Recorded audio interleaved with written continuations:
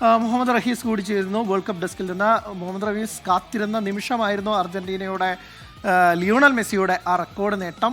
എന്തായാലും ആരാധകർക്ക് മതിമറന്ന് ആഘോഷിക്കാൻ ഒരു ജയം കൂടി വേണം. എന്തായാലും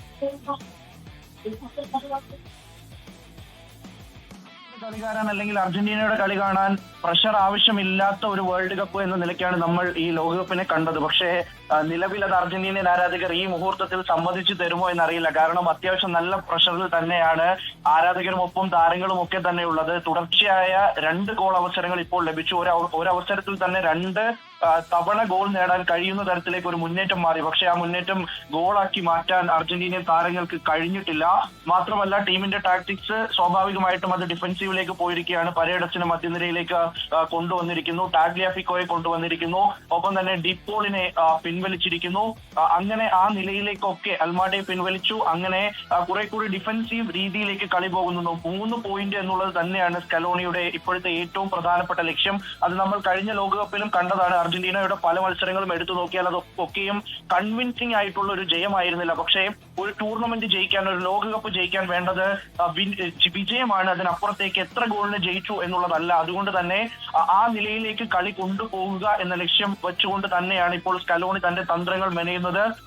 അവിടെ കുറച്ചുകൂടി ഫിസിക്കുള്ള താരം, കുറച്ചുകൂടി ഫിസിക്കിട്ട് കളിക്കാൻ കഴിയുന്ന താരമായിട്ട് അവിടെ അർജന്റീനയുടെ ഏറ്റവും മധ്യനിരയിലെ പ്രധാനപ്പെട്ട താരങ്ങളിൽ ഒരാളെ കൂടി കളത്തിലേക്ക് കൊണ്ടുവന്ന് ആ നിലയിലേക്ക് ഒട്ടാമെന്റിയെ കളത്തിലിറക്കി കളി മാറ്റുകയാണ്.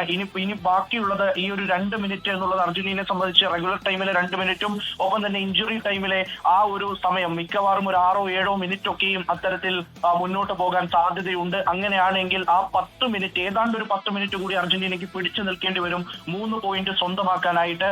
അതിനു വേണ്ടിയുള്ള തന്ത്രങ്ങൾ സ്കലോണി പയറ്റിയിട്ടുണ്ട്. പക്ഷേ ഓസ്ട്രിയയുടെ കളി സമ്മതിച്ചു കൊടുത്തേ മതിയാവുകയുള്ളൂ. കാരണം അത്ര നല്ല പ്രസ്സിംഗ് ഗെയിം കളിച്ചാണ് ഓസ്ട്രിയ മുന്നോട്ട് പോകുന്നത്. നിരന്തരമായി ക്രോസുകൾ വരുന്നുണ്ട് ഇപ്പോൾ ബോക്സിലേക്ക്.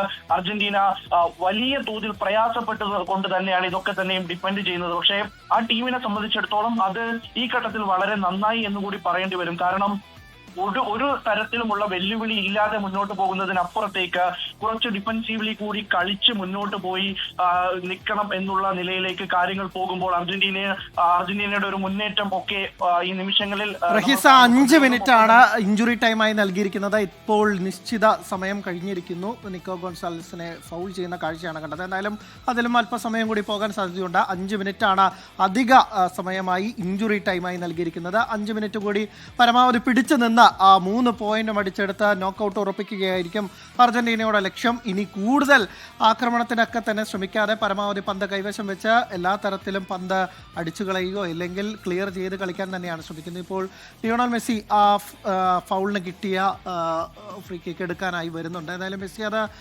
യൂഷ്വലി അങ്ങനെ ഒരു പൊസിഷനിലൊക്കെ തന്നെ കിട്ടിയാൽ ഗോളിലേക്ക് എയിം ചെയ്യുന്നു, അല്ലെങ്കിൽ ഗോളാക്കാനുള്ള ശ്രമം നടക്കുന്നതിനപ്പുറത്ത് ഇനി ആ പന്ത് പരമാവധി സമയം കൊല്ലാനുള്ള ഇത് കാണിക്കുകയായിരിക്കും അർജന്റീനയുടെ ഭാഗത്തുനിന്ന് ഉണ്ടാവുന്നത്. ഇനി മത്സരം തീരാൻ ഏതാനും നിമിഷങ്ങൾ മാത്രം, അതായത് എക്സാക്ട്ലി 4 മിനിറ്റ് മാത്രമാണ് മത്സരം തീരാൻ ബാക്കിയുള്ളത്. അർജന്റീനയ്ക്ക് ഒരുപക്ഷെ ഒരു ഗോൾ കൂടി നേടി അർജന്റീന മത്സരം ഫിനിഷ് ചെയ്യാൻ തന്നെയായിരിക്കും ശ്രമിക്കുക. പക്ഷെ അതിനപ്പുറം ഗോൾ കൺസീഡ് ചെയ്ത ഉള്ള 3 പോയിന്റ് നശിപ്പിക്കാതിരിക്കാൻ നോക്കും. അർജന്റീന കുറച്ചുകൂടി ഹാർഡായി അല്ലെങ്കിൽ കുറച്ചുകൂടി ഹാഷായി മത്സരത്തിലേക്ക് പോകുന്നു. ഒരു കൗണ്ടർ അറ്റാക്കിനുള്ള ഓസ്ട്രിയൻ ശ്രമം തള്ളിയെങ്കിലും ഇല്ലെങ്കിൽ എതിരാളിയെ അടിച്ചിട്ടെങ്കിലും അവസാനിപ്പിക്കുന്ന കാഴ്ചയാണ് ഇപ്പോൾ കാണുന്നത്. എന്തായാലും ബാക്ക് പാസിലേക്ക് കാര്യങ്ങൾ വരുന്നു. ലിസാൻഡ്രോ മാർട്ടിനസ് ആ പന്ത് എമി മാർട്ടിനസിന് കൊടുത്ത് കൂടുതൽ അപകടങ്ങൾ ഒഴിവാക്കുന്നു. മധ്യനിരയിൽ പരഡേസ് അടക്കം ഇറങ്ങിയതിൻ്റെ ഒരു കാര്യം അല്ലെങ്കിൽ അത് കാണുന്നുണ്ട്.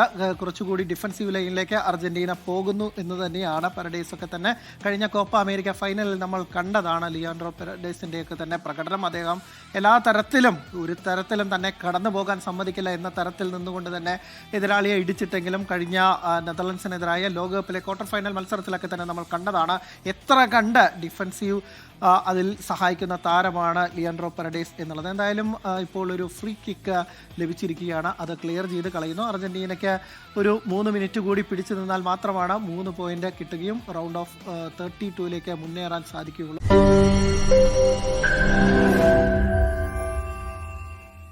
ലോകത്തെവിടെയായാലും ഏത് സമയത്തും 24 വാർത്തകളും ഓഗ്മെന്റഡ് റിയാലിറ്റി പാക്കേജുകളും എക്സ്പ്ലെയിനറുകളും വിശദമായി കാണാൻ ഞങ്ങളുടെ യൂട്യൂബ് ചാനൽ നിങ്ങൾക്ക് സബ്സ്ക്രൈബ് ചെയ്യാം.